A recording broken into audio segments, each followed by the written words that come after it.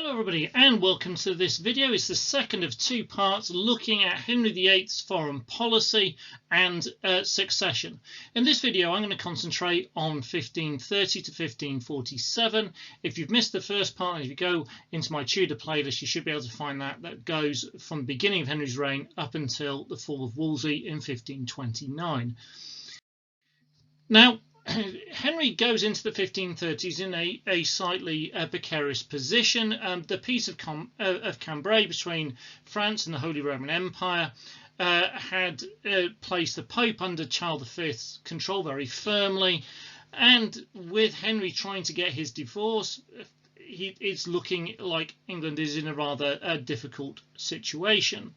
So they start looking for allies elsewhere. In 1531, there's a Lutheran group in northern Germany has formed itself into the Schmalek League. I probably have said that wrong. I do apologise.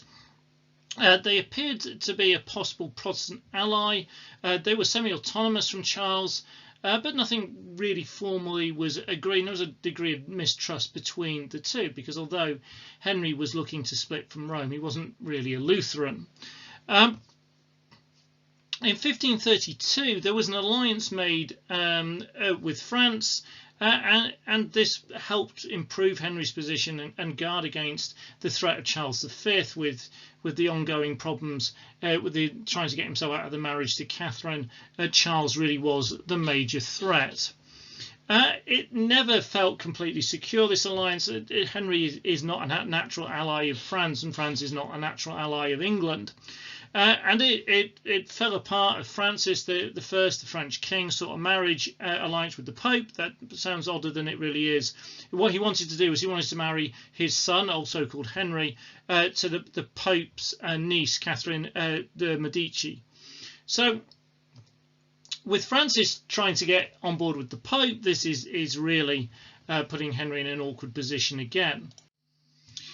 So we then move to the kind of the height of the split with Rome and the events in the later stages, the middle and later stages of the 1530s. The diplomatic means have now been cut off for Henry's route towards achieving an annulment of his first marriage and to achieve his much desired second marriage with Anne Boleyn. So his only route to get there now was to split from Rome, and he did this in 1533.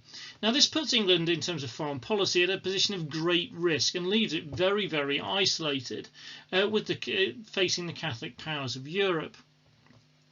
Henry is actually quite fortunate at this point, as there was no strong immediate response from the Catholic powers. Charles V is distracted and worried about the threat from the Ottoman Turks. Francis, the King of France, is more worried about Charles than he is about Henry. The potential problems of England's position is eased again a little bit further in 1536. The execution of Anne Boleyn and death of Catherine of Aragon, it leads to a chance of better relations with Charles, because they're not at loggerheads over the marriage anymore. And Charles obviously can't insist on the return to the throne of Catherine because she's died. So things look like they're better. There is still tension, particularly over Mary, Henry's daughter. And then the tension and the position of England improves again, because the Holy Roman Empire under Charles then starts fighting with France again. And so mid-1530s, 1536, it looks like things have eased for Henry, and maybe he's got away with it with the split with Rome. However, in 1538, Charles V and Francis I make peace at the Treaty of Nice, and they both agree to cut all ties with England, and things now look very, very ominous for Henry and for England. Pope Paul III issued a papal bull which called for the deposing of Henry, and saying he didn't have the right to rule over Catholic subjects anymore. He also sent envoys to Scotland and to France to try and persuade those countries to start a crusade against England. And it's in the context of this that Henry makes the arrangement and agrees to marry Anne of Cleves, and again making a league with the group of states in northern Germany. but he also issues the 6 Articles. Now, so one of this, he seems to be leaning towards Protestantism with the marriage, but with the other, he is showing that really he's still Catholic in terms of the doctrinal position of his church. Now, the marriage between Henry and Anne is a complete farce, and so that Protestant alliance doesn't really come to anything. But Henry is again let off the hook a bit when the alliance between Charles V and Francis I, so the Holy Roman Empire and France, collapses again, and France actually allies itself in 1542 with the Ottoman Turks against the Holy Roman Empire. Now, around this time, or during this time period, James V of Scotland had married Mary of Guise, who was a key French figure, and was following a proactively pro-French policy. There was a pre-arranged meet that he was supposed to be having with Henry to talk about security on the border and trying to smooth things over between the countries, and he just didn't turn up. Henry perceived this as being a humiliation for himself.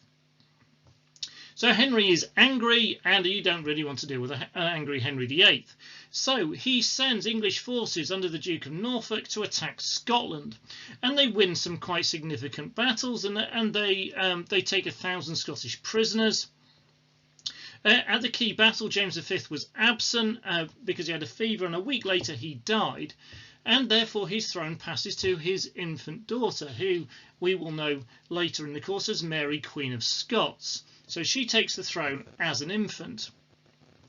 Now Henry wants to marry his son Edward to Mary, and this leads to what is known as the Rough Wooing, which starts 1544 going to 1545, which is a war between England and Scotland.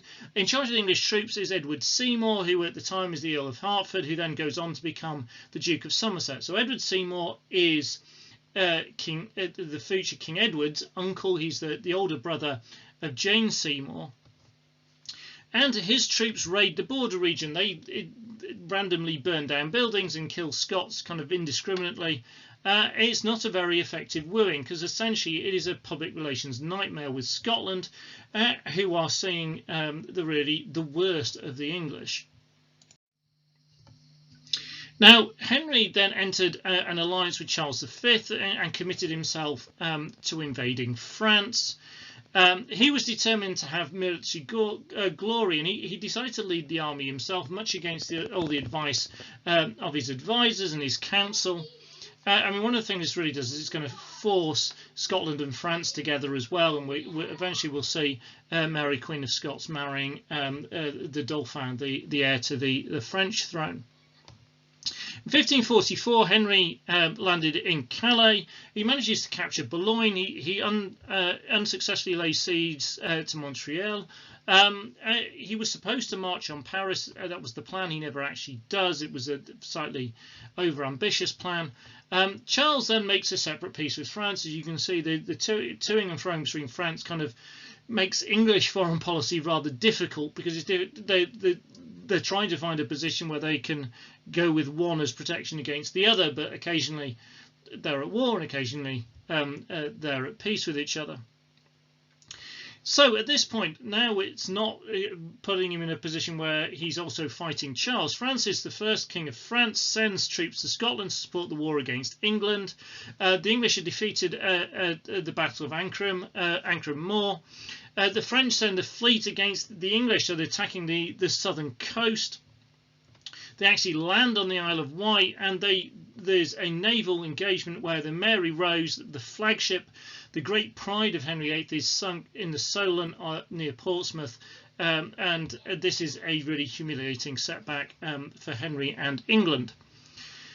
By 1546, the cost of the war is far too much for either of the two kings to bear, really, and the cost of the war in England is horrendous. It leads to debasement of the coinage, it leads to runaway inflation, and really we're seeing at this point that Henry's policies of the 1540s are an absolute failure. So that's the major parts of foreign policy dealt with, which leaves us with succession. So with Henry taking 6 wives and a variety of desperate measures to try and get a male heir to ensure that they are unchallenged, and to gain a kind of clean succession, we see actually a really bumpy road, and various different shifts of position as we go through. So 1516, it's fairly straightforward. Mary is the heir apparent as the child of Henry and Catherine. Now there are many other pregnancies, and there are some births and kids who live only very briefly, and so Catherine cannot provide Henry with a son, and then this leads all the way through to the annulment of the marriage of Catherine of Aragon in 1533, and the marriage to Anne Boleyn, who then gives birth to Elizabeth. Now the Succession Act, again trying to make the children of Henry and Anne Boleyn smoothly rise to the throne, declares Mary illegitimate and Elizabeth is heir. The hope for Anne Boleyn and Henry is that they'll have a son, and then the son will become the heir, but they don't. And 2 years later, 1536, Anne Boleyn is executed. Henry marries Jane Seymour. And the Succession Act of 1536 comes in, and it repeals the one of 1534.